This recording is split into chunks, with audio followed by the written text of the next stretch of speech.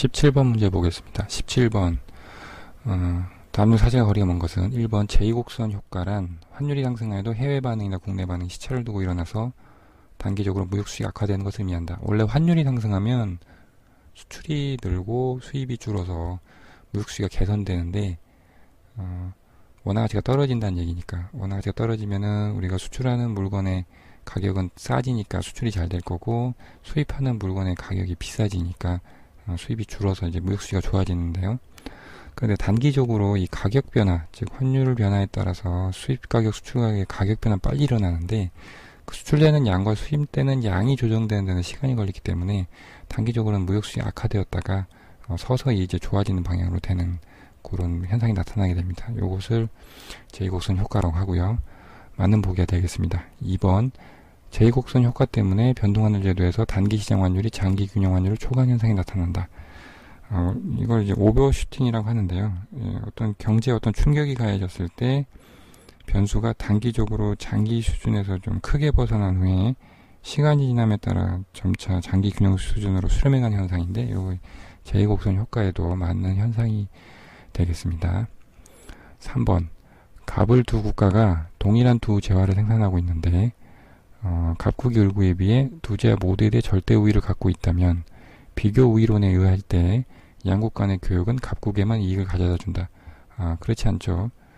리카도의 비교 우위론에 따르면은 어떤 한 국가가 모든 재화에 대해서 절대 우위를 갖고 있다고 하더라도 상대 우위가 발생할 경우에 양국 간의 교역은 두 국가 모두에게 이익을 가져다 주게 되겠습니다.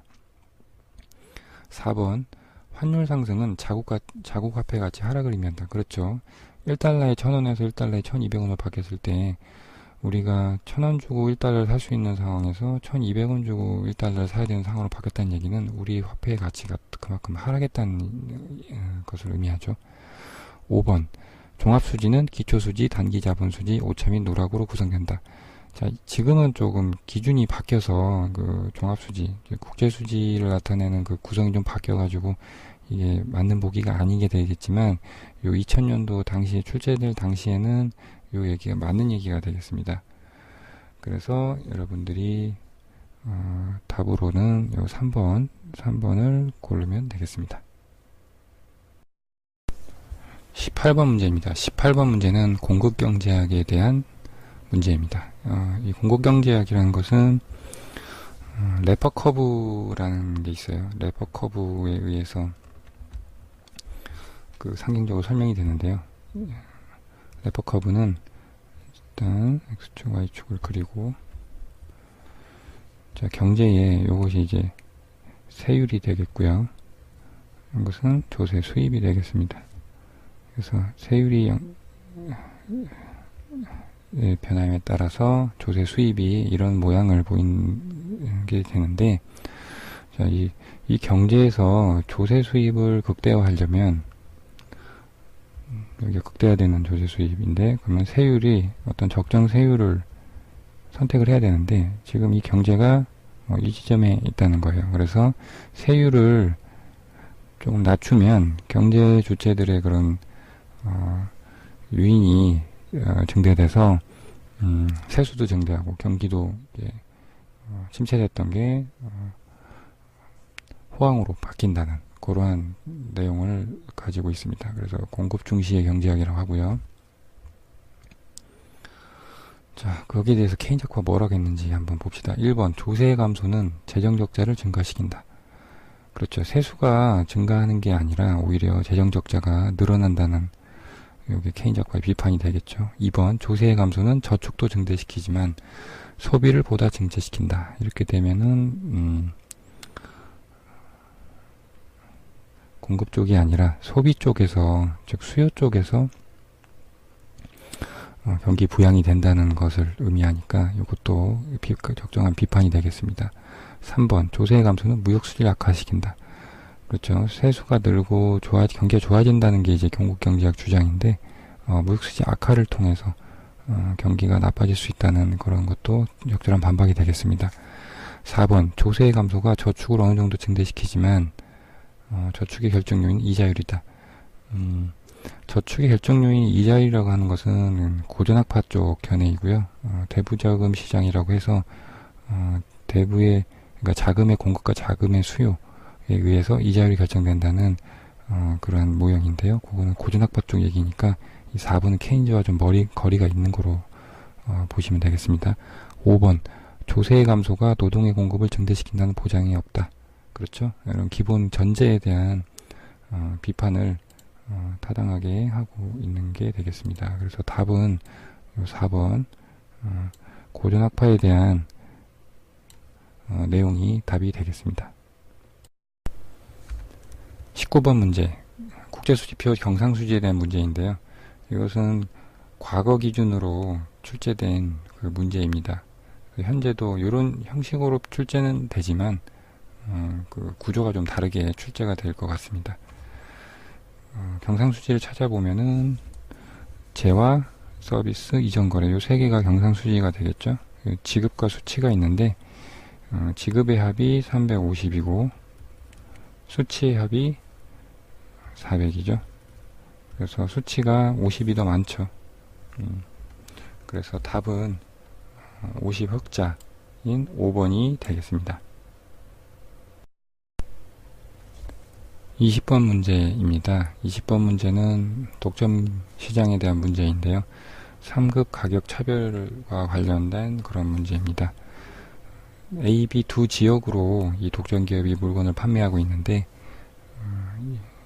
이윤 극대화를 위해서는 두 지역에 판매하는 제품의 한계 편익과 그 다음에 이 기업이 이 제품을 만드는 한계 비용이 같아지는 수준에서 각 두 지역의 물량과 가격이 결정되는 방식으로 이렇게 계산이 되겠습니다. 일단 한계 편익을 구해야 되겠죠. 한계 편익은 두 지역의 수요 함수를 가격에 의해서 정리한 역수요 함수로 일단 변환을 해줍니다.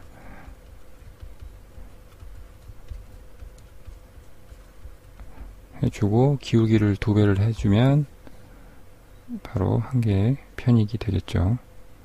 그래서 A시장의 한계 편익은 100-2QA가 되겠고요. B시장의 한계 편익은 50-QB가 되겠습니다. 그리고 총 비용 TC를 Q에 대해서 미분을 하면 한계 비용은 20이 되겠습니다. 그래서 이 세 개의 식이 모두 같아지는 값을 구하면 되겠죠. 그래서 얘를 1번식, 2번식, 3번식으로 놓고 1번과 3번, 2번과 3번에서 일단 QA는 40이 되겠고요. QB는 30이 되겠습니다. 그러면 PA는 이 QA 값을 위에 있는 수요 함수에다가 대입을 하면 PA는 60이 되겠고요. 그다음 역시 마찬가지 방식으로 QB를 B 지역의 역수요 함수에다가 대입을 하면 35가 되겠습니다. 자, 일단 보기를 보면 자, 1번 지역 A는 가격 PA 60에 QA 40을 판매한다. 예, 맞죠? 2번 지역 B는 지역 A보다 적은 물량을 더 비싼 가격에 판매한다. 자, 더 적은 물량인 건 맞는데 가격도 싸게 판매함을 알 수 있죠. 그래서 답은 쉽게 2번이 됨을 알 수가 있겠습니다.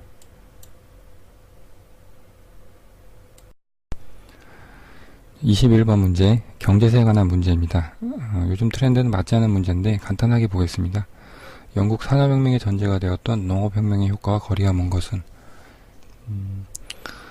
자, 뭐 방적기, 방직기 이런 것들이 이제 개발이 돼서 공장이 이제 생기고 거기에 대해서 고용되는 임금 노동자들이 생기고 되고 공산품 시장이 확대, 원료 공급도 증대되고 그다음에 공업부문 육성을 위해서 조세 부담을 완화시켜주고 이런 것들이 나타난 모습이었는데 5번은 농촌의 소득 분배 개선, 오히려 빈부격차가 심해졌죠.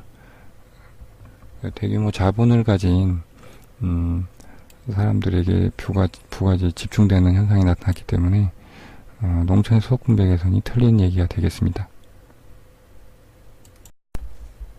22번 문제, 소비자 효용 극대에 관한 문제입니다. 이런 문제는 효용함수가 이렇게 주어지면 효용함수의 특징을 잘 파악을 해서 바로 적용을 하면 되겠습니다. 레온테이프 함수가 주어져 있죠. 미니멈 EXY라고 되어 있으니까 항상 EX와 Y가 같다는 조건이 만족이 되게 되겠습니다. X제와 Y제 구입을 해 쓸 수 있는 예산은 60만원, 즉 소득이 60만원이라는 얘기고요. 그러면 예산 제약은 가격도 주어졌네요. 가격 PX가 1이고 XJ 수량 더하기 PY도 1이고 YJ 수량, 요게 60이 되겠습니다. 즉 X 플러스 Y는 60이 되고, 그래서 이 앞에 처음에 효용함수에 도출한 조건 요것을 1번이라고 하고 예산 제약을 2번이라고 하면 두 개를 연립하면은 Y에다가 2X를 대입해 보겠습니다. 그러면 3X는 60이 되고 따라서 X는 20이 되겠고요. Y는 자동적으로 40이 되겠습니다. 그러면 여러분들이 보시다시피 답은 1번이 되겠네요. 23번 풀어보겠습니다. 23번 생산함수가 주어져 있고요. 이 생산함수 도출된 한계비용을 바르게 설명한 것은 근데 특이하게 평균 비용과 어떤 모양을 가지면서 어떤 그려지는지를 묻고 있습니다. 일단 생산함수의 특성을 보면은 가변 투입 요소 X가 있고요. 고정 투입 요소 F가 있습니다. 가변 투입 요소에 대해서 생산함수를 미분을 해서 가변 투입 요소의 한계 생산성 MPX를 구해보면 100이 되겠죠. 자, 일정해요. 여기 이게 특징인데 한계 생산성이 일정하니까 한계 비용 MC X도 일정하다고 볼 수 있습니다. 이 얘기는 평균 가변 비용 AVC도 일정하다는 이야기입니다. 그 다음 고정 투입 요소 F에 대해서 어떤 전체 고정 비용이 TFC 토탈 픽스드 코스트가 있다고 했을 때 평균 고정 비용을 구해보면 얘를 산출량 Y로 나누면 되겠죠. 근데 얘는 Y가 증가함에 따라서 전체가 감소하게 되는 평면에서 이렇게 우하향하는 이러한 모습을 가지게 되겠습니다. 자, 그러면 비용 평면에서 우리가 한번 비용 함수들의 모습을 한번 살펴보도록 하겠습니다. 그래서 여기가 비용축이 되겠고요. X축이 산출물 Y에 대한 축이 되겠습니다. 그래서 우리는 얼마 값인지는 알 수 없지만 한계 비용이 어떤 값에서 일정하게 되겠고요. 근데 평균 가변 비용도 이 문제에서는 이제 일정하면서 한계 비용과 같게 되겠습니다. 상수항이 없다고 가정했을 때 1차 함수, 상수항이 없는 1차 함수라고 했을 때 한계 비용과 평균 가변 비용은 같다고 볼 수 있겠고요. 그러면 평균 비용을 우리가 그려야 되는데 평균 비용은 평균 가변 비용에다가 평균 고정 비용을 더한 값이죠. 근데 평균 고정 비용이 우하향하는 포물선이기 때문에 이만큼씩 이 포물선이 평균 가변 비용만큼 이렇게 올라가 있는 상태로 그리면 되겠죠. 그리면 이렇게 만나진 않으면서 이러한 우하향하는 모습이 평균 비용이 되겠습니다. 그래서 보기를 보면 답은 4번 AC와 만나지 않는 수평선, 이것이 바로 한계 비용의 모습이 되겠습니다. 24번 문제, 환율제도에 관한 문제입니다. 1번 고정환율 제도는 장기적으로 물가 안정에 도움이 된다. 환율을 고정시킴으로 인해서 수출입과 물가의 안정을 도모할 수 있는 제도가 고정환율 제도입니다. 2번 고정환율 제도화에서 금융정책은 효과가 없다. 이것은 여러 가지 가정이 필요한데, 완전한 자본 이동 하에서 고정환율 제도를 도입을 할 경우에 재정정책이 효과가 있고 금융정책 효과가 없는 게 맞습니다. 3번 제2곡선 효과에 따르면 무역수지 적자국의 환율 인하는 일정 기간 무역수지를 악화시키지만 궁극적으로는 개선시킨다. 얼핏 보면 맞는 것 같지만 환율 인하가 아니라 환율 상승을 시켜야 궁극적으로 개선이 되겠죠. 4번 고정환율 제도화에서 국가 간 자본 이동이 완전 차단되면 재정정책은 실질소득을 변동시키는 효과가 없다. 그렇죠. 고정환율 제도화에서 국가 간 자본 이동이 완전할 때 재정정책이 효과가 있는데 자본 이동이 완전 차단되면 재정정책은 실질소득 변동의 효과가 없는 게 맞게 되겠습니다. 5번 국가 간 자본 이동이 자유로울수록 완전 자본 이동으로 갈수록 변동환율 제도화에서 재정정책 효과는 약해지고 금융정책 효과는 강해지게 되겠습니다. 그래서 맞는 보기가 되겠고요. 그래서 답은 3번이 되겠습니다. 여기서 환율 인하가 아니라 환율 상승으로 해야 우리나라 그 자국 화폐 가치가 떨어져서 수출하는 제품의 가격은 싸지고 수입하는 제품의 가격이 비싸져서 그래서 궁극적으로 무역수지가 개선이 되는 방향으로 가게 되겠습니다. 25번 마지막 문제입니다. 신성장론에 의해서 동아시아 신흥공업국들의 수출에 의한 빠른 경제 성장을 설명해 보시오라는 문제인데 여기서 교수님은 신성장론을 내생적 성장이론을 상정하고 내신 문제 같습니다. 동아시아 신흥공업국들이라고 하면은 이제 우리나라도 들어가죠. 수출에 의한 빠른 경제 성장. 우리나라가 경제 성장한 그거 생각해 보면은 저 같으면은 이 문제에서는 1번 규모의 경제와 국가의 효과적 개입을 통해서 발전이 되었다라고 이렇게 답을 고를 것 같은데 사실 이 문제는 정답 없음으로 금융감독원에서 최종 확정 정답을 발표한 문제입니다. 좀 논란의 소지가 있었던 모양입니다. 그래서 여러분들은 신경 안 쓰시고 넘어가시면 되겠습니다. 지금까지 2000년도 공인회계사 1차 시험 경제원론 문제를 풀어봤습니다. 앞으로도 공인회계사뿐만 아니라 경제학이 시험 과목이 있는 모든 시험에 대해서 문제를 다 구해서 조금씩 풀어서 올려보도록 하겠습니다. 기본 컨셉은 여러분들이 시험장에서 이 문제를 제한 시간 내에 푼다는 그런 관점에서 접근을 해보려고 하고요. 그래서 모든 보기에 대해서 경제 이론서에 있는 그 모든 내용을 설명하는 방식은 일단 어려울 것 같고요. 그리고 그런 부분은 기출문제에 대한 정리가 어느 정도 그 틀이 잡힌 뒤에 이론 부분 동영상은 따로 찍어서 이렇게 올릴 계획을 가지고 있습니다. 부족하지만 앞으로 좀 더 노력을 해서 좋은 내용의 그 기출문제 풀이 그리고 나아가서는 이론 부분에 대한 설명을 올려보도록 하겠습니다. 감사합니다.